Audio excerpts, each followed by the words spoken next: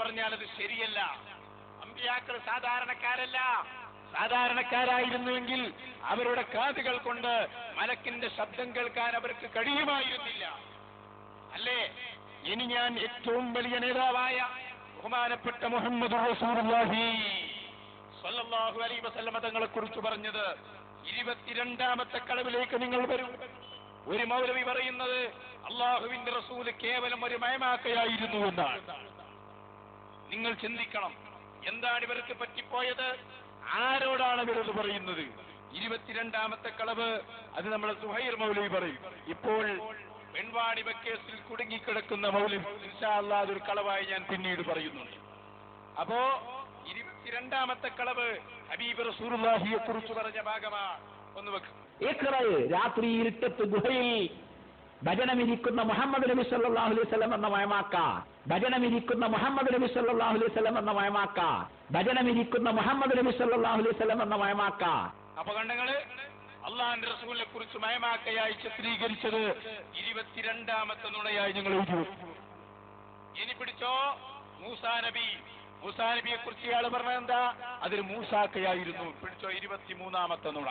അമ്പിയാക്കളെ കുറിച്ച് പറഞ്ഞ ശക്തമായ കളവ് കദ്ദാബൂനെന്ന് മഹാനായ നബി മുഹമ്മദ് റസൂലുള്ളാഹി.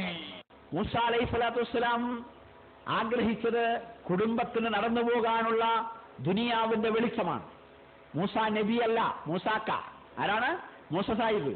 മൂസാ നബിയല്ല, മൂസാക്ക. ആരാണ്? മൂസ സാഹിബ്. അപ്പൊ മൂസാ നബിയായിരുന്നു, മൂസാക്കയായിരുന്നു. കളവാണത്, പച്ചക്കള്ളമാണ്. പിടിച്ചോ, 23ാമത്തെ കളവ്.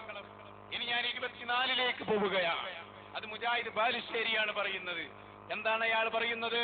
മുഹമ്മദ് നബി തങ്ങൾ ഒരു പച്ചയായ മനുഷ്യനായിരുന്നു. സാധാരണക്കാരനായ ഒരു പച്ചയായ മനുഷ്യനാണ്. പച്ചയായ ഒരു മനുഷ്യൻ.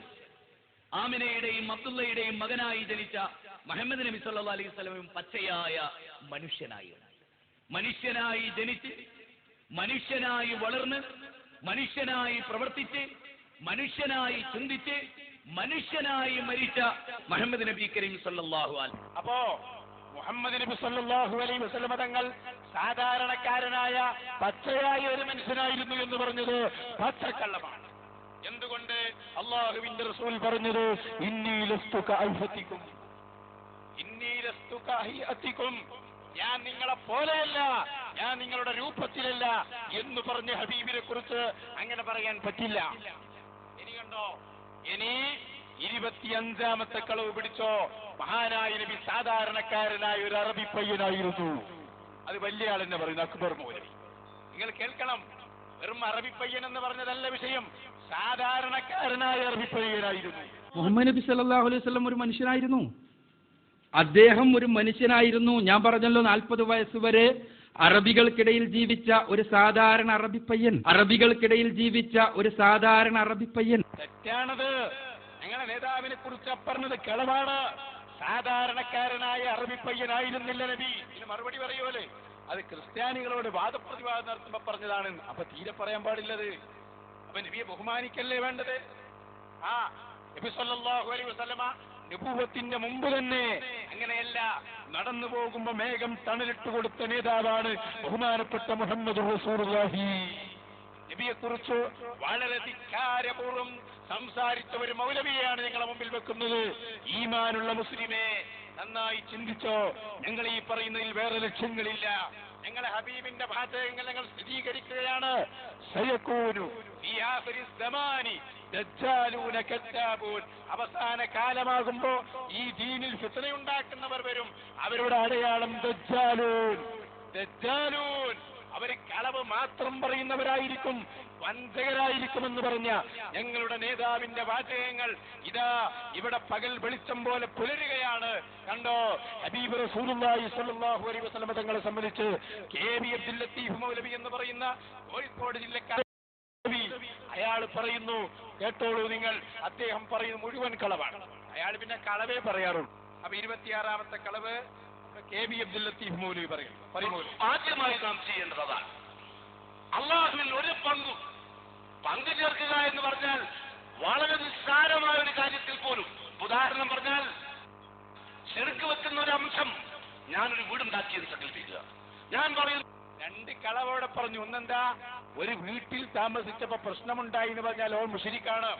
27ാമത്തെ കളവായി പറഞ്ഞു, ഒരു കുട്ടിയുണ്ടായാൽ സന്തോഷമുണ്ടാകുമെന്ന് പറയുന്നത് ശിർക്കാണ്. പക്ഷെ പിന്നെ മൂപ്പരെന്നെ ചോദിക്കാണ്, നമ്മക്കില്ലേ ഇപ്പൊ ഈ വിശ്വാസം? വലിയ മുജാഹിദാന്ന് പറയുന്നത് നമ്മക്കില്ലേ ഈ വിശ്വാസം? ഉണ്ടെങ്കിൽ നിങ്ങൾ ആരായി? അപ്പൊ നിങ്ങളെ കുറിച്ച് അത് പിന്നെ സത്യമായിരിക്കും, ചിലപ്പോൾ സത്യം പറയൽപ്പെട്ടതായിരിക്കും. അത് നിങ്ങളെ കുറിച്ച് നിങ്ങൾക്ക് വിശ്വാസമല്ല. ഇതാണ് ടീം. അതിന്റെ ബാക്കി എനിക്ക് ഈ കുട്ടി ഉണ്ടായപ്പോൾ എന്താന്ന് അറിഞ്ഞൂടാ, വല്ലാത്ത പ്രയാസം. മറ്റേ കുട്ടി ഉണ്ടായപ്പോൾ എന്താന്ന് അറിഞ്ഞൂടാ, വലിയ സന്തോഷം. ഇതില്ലാത്ത ആരെങ്കിലും ഈ കൂട്ടത്തിലുണ്ടോ? ഇപ്പം വലിയ മുജാഹിദായെന്ന് പറഞ്ഞ ഉദ്യോഗങ്ങളുണ്ടല്ലോ, വലിയ മുജാഹിദാണ് ഇപ്പൊ നമ്മള്. നമുക്കുണ്ട ഈ വിശ്വാസത്തിൽ എന്ത്? കുട്ടിക്കോളി 28ാമത്തെ കളവ്. എന്താ 28ാമത്തെ കളവിൽ പറയുന്നത്? ശക്തമായ കളവാണ്. ഹബീബായ റസൂലുള്ളാഹിയെ കുറിച്ച് പറയുന്ന കളവ്. ഇവക്ക് 28ാമത്തെ പറയട്ടെ. പക്ഷേ മുഹമ്മദ് മുസ്തഫ സല്ലല്ലാഹു അലൈഹി വസല്ലമയുടെ ഭൂലോകത്തുള്ള ജനനം തന്നെ ആ വിശ്വാസത്തിന്റെ വേരിന് കോടാലി വെച്ചുകൊണ്ടാണ് മുഹമ്മദ് മുസ്തഫ സല്ലല്ലാഹു അലൈഹി വസല്ലം ഇവിടെ പറന്നു വീണത്, അല്ലേ? നബി സല്ലല്ലാഹു അലൈഹി വസല്ലമ തങ്ങള് ഈ ലോകത്തേക്ക് വന്നത് ഈ വിശ്വാസത്തിന്റെ വേരിന് കോടാലി വെച്ചുകൊണ്ടാണ് നബിതങ്ങൾ വന്നത്. ഏത് വിശ്വാസത്തിന്റെ? ഒരു കുട്ടി ഉണ്ടാകുമ്പോ സന്തോഷമുണ്ടാകും എന്ന വിശ്വാസത്തിന് കോടാലി വെച്ചുകൊണ്ടാണ് നബിതങ്ങൾ വന്നത്. നബിതങ്ങൾ വന്നപ്പോ സന്തോഷം ഉണ്ടായില്ല. കളവാണത്, പെരുങ്കളവാണ്. ഞങ്ങൾക്ക് അതിലപ്പുറം പറയാൻ കഴിയാഞ്ഞിട്ടാ. കാരണം നബി സല്ലല്ലാഹു അലൈഹി വസല്ലം തങ്ങൾ വന്നത് വമാ അർസൽനാക ഇല്ലാ റഹ്മത്തൽ ലിൽ ആലമീൻ, ലോകത്ത് സന്തോഷത്തിന്റെ വാഹകരായിട്ടാണ് മഹാനായ നബി വന്നത്, റഹ്മത്തായിട്ടാണ്. അതുപോലെ സന്തോഷത്തിന്റെ വാഹകർ തന്നെയാണ് റസൂലുള്ളാഹി.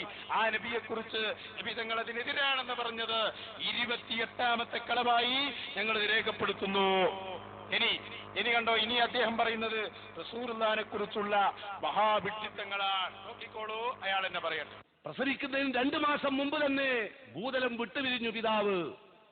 നമ്മളാണ് എന്ത് പറയും, ചെക്കന്റെ വയറ്റിൽ ഊറിയപ്പോഴേക്കും തണ്ട തെറിച്ചു പോയി. അവിടുന്ന് തന്നെ തുടങ്ങണം. പിന്നെ 6 വയസ്സായപ്പോഴേക്കും ഉമ്മയും പോയി, ഉമ്മയും ബാപ്പിയും പോയി. പിന്നെ തൊടുന്നോലൊക്കെ അബ്ദുൽ മുത്തലിബും പോയി, അബൂതാലിബും പോയി. ആരൊക്കെ സംരക്ഷിക്കാൻ വരുന്നോ, കഫാലത്ത് ആരെ ഏറ്റെടുക്കുന്നോ ഓലൊക്കെ മരിക്കുകയാണ്. സത്യത്തിൽ നിങ്ങൾ അഷ്റഫുൽ ഖൽഖ് റസൂലുള്ളാഹി എന്നല്ല പറയാ, അറിഞ്ഞാല് ഇതാ ആളില്ലേ. അല്ല, നിങ്ങള് എന്തൊരു സംസാരമാണിത്. മഹാനായ നബി മുഹമ്മദുർ റസൂലുള്ളാഹി സല്ലല്ലാഹു അലൈഹി വസല്ലം, അഷ്റഫുൽ ഖൽഖ് റസൂലുള്ളാഹി, അഷ്റഫുൽ ഖൽഖ് ത്വാഹ റസൂലുള്ളാഹി സല്ലല്ലാഹു അലൈഹി വസല്ലം. പാവപ്പെട്ട മുജാഹിദുകാരാ, തെറ്റിദ്ധരിച്ച് കൂടെ കൂടിയിട്ടുണ്ടോ? ചിന്തിച്ചോ? ഹൗദുൽ കൗസർ കിട്ടുമോ ഈ വാദവുമായി ആഖിറത്തിലെത്തിയാൽ? പറയണ്ടേ മറുപടി. ഹൗദുൽ കൗസർ കിട്ടുമോ? റസൂലുള്ളാഹിനെ കാണാൻ പറ്റുമോ? നബി തങ്ങൾ അഷ്റഫുൽ ഖൽഖ് അല്ലെങ്കിൽ ആരാണോ ഇവിടെ അഷ്റഫുൽ ഖൽഖ്? എ.പി. അബ്ദുൽ ഖാദിർ മൗലവിയാണോ അതോ കെ.ബി. അബ്ദുൽ ലത്തീഫ് മൗലവിയാണോ? നിങ്ങൾ അഷ്റഫുൽ ഖൽഖാണെന്ന് പറഞ്ഞത് ആരാണ്? അത് ഞങ്ങൾക്കൊന്ന് പറഞ്ഞു തരണം. നിങ്ങൾ ഏത് കിതാബിലാ അതുള്ളത്? അപ്പോ 30 കളവായി പോയി. 29ാമത്തെ കളവേതാ നിങ്ങൾ ശ്രദ്ധിച്ചോ? നബിതങ്ങൾ തൊട്ടോലൊക്കെ മരിച്ചുപോയി. പച്ച കളവാണത്. അതിന് ഉദാഹരണം പറഞ്ഞത് എന്താ? അബൂ ത്വാലിബ് നബിന്റെ സംരക്ഷണം ഏറ്റെടുത്തപ്പോ മരിച്ചുപോയി. ഓന്റെ മൗലവി അബൂ ത്വാലിബ് എത്ര കൊല്ലം കഴിഞ്ഞിട്ടാ മരിച്ചവർ? നിങ്ങൾക്ക് റസൂലുള്ളാഹിക്ക് നുബുവത്ത് കിട്ടി പിന്നെയും കൊല്ലങ്ങൾ കഴിഞ്ഞിട്ട് അബൂ ത്വാലിബ് മരിക്കുന്നത്. യാതൊരു വിവരവുമില്ല. ആ 3ാം ക്ലാസ്സിലെ താരീഖെങ്കിലും ഒന്ന് എടുത്തു നോക്കിക്കോളൂ. നിങ്ങൾക്ക് അളവ് പറയാനായിട്ട് ഇറങ്ങിത്തിരിച്ചാലും അതിനില്ല ഒരു അതിർത്തി. അതൊക്കെ വിട്ടു പറയാ. പിന്നെ 30ാമത്തെ പെരുന്നുണ. അതെന്താ? നബി തങ്ങൾ യഥാർത്ഥത്തിൽ അഷ്റഫുൽ ഖൽഖല്ല, യഥാർത്ഥത്തിൽ അഷ്റഫുൽ ഖൽഖല്ല. എന്തൊരു വാദമാണിത്! ഈ സമുദായത്തോട് പറയുന്നത് പെരുന്നുണയാണ് 30ാമത്തെ. ലോകം ഈ നൂറ്റാണ്ട് വരെ ഇങ്ങനെ ഒരു കളവ് കണ്ടിട്ടുണ്ടാകൂല. ഇനി കേട്ടോ, എന്നിട്ട് ഇയാൾ 31ാമത്തെ കളവ് പറയുന്നു. അതിൽ തന്നെ നമ്മൾക്കുള്ളതൊക്കെ ചില കുട്ടികൾ ഉണ്ടായാലും നമ്മൾ പറയും, എന്റെ മറ്റേ കമ്പനി ഉണ്ടായതും ഈ പീടുണ്ടായതും ഇവ ഉണ്ടായതിന്റെ ശേഷം. ആ ദജ്ജാലുണ്ടല്ലോ, ഓ ഉണ്ടായതിന്റെ ശേഷം ഉള്ള പ്രശ്നം മുഴുവൻ പറയാറില്ല, ഉള്ളിലുണ്ട്. മുജാഹിദുകൾക്ക് ഉള്ളിലുണ്ട്, മറ്റോട് പറയാറുണ്ട്.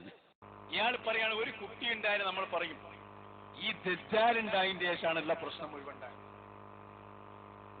നമ്മളാരെങ്കിലും പറയുള്ളൂ. ഇല്ല 31ാമത്തെ നുണയാണ്. പക്ഷെ ഒരു കാര്യം ഞങ്ങൾ പറയും, ചിലപ്പോ ഇയാളുണ്ടായപ്പോ ഇയാളെ മെറ്റ പറഞ്ഞിട്ടുണ്ടാവും ഈ ദജ്ജാലുണ്ടായപ്പോഴാണല്ലോ പ്രശ്നം മുഴുവൻ ഉണ്ടായത്. കാരണം ഇയാളെ ഏതെങ്കിലും ഒരു കമ്പനി തുടങ്ങിയാൽ പിന്നെ കൂട്ടി പോവാണല്ലോ, നിങ്ങൾക്ക് ഇപ്പൊ അറിയാലോ. ഇയാള് തൊട്ടതൊക്കെ പ്രസാദാണ്, അത് ഞങ്ങൾക്ക് അറിയാഞ്ഞിട്ടല്ല, ഇയാളെ ചരിത്രം മുഴുവൻ ഞങ്ങൾക്കറിയാം. അപ്പൊ അതുകൊണ്ട് ഇയാളുണ്ടായപ്പോ എന്തായാലും ഉമ്മ പറഞ്ഞിട്ടുണ്ടാവും ഈ ദജ്ജാലുണ്ടായപ്പോഴുള്ള പ്രശ്നം മുഴുവൻ ഉണ്ടായി അല്ലേ. എന്തൊക്കെയാണ് പറഞ്ഞുകൊണ്ടിരിക്കുന്നത് നിങ്ങൾ ചിന്തിക്കണം. ഈ സമുദായത്തെ ഇവരെങ്ങോട്ടാണ് കൊണ്ടുപോകുന്നത് എന്നാണ് ഞാൻ ചോദിക്കുന്നത്. എത്ര കളവുകൾ സഹോദരന്മാരെ. ഇനിയിപ്പം മൗലൂദ് ഓതുക, ഓ മൗലൂദായ മൗലൂദൊക്കെ ശിർക്ക് അല്ലേ.